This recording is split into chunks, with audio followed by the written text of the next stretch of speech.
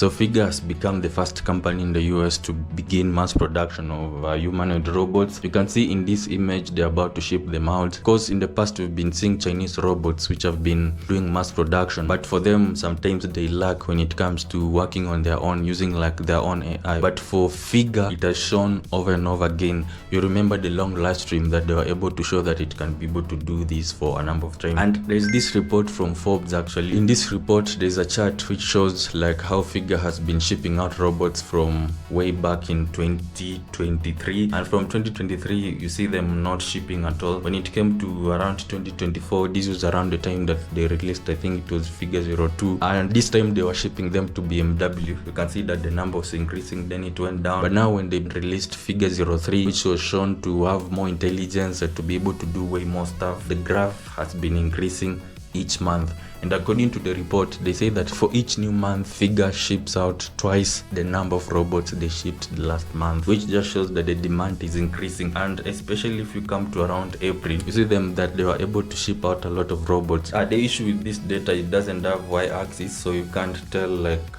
maybe how many were shipped out. But according to the report, the entire year of 2025, Figure was only able to ship out about 150 robots, for the entire year of 2025. But now when it came to February of 2026, Figure shipped out 60 robots. Then when it came to March, Figure shipped out 120 robots. And now in April of 2026, it has been able to ship out 240 robots.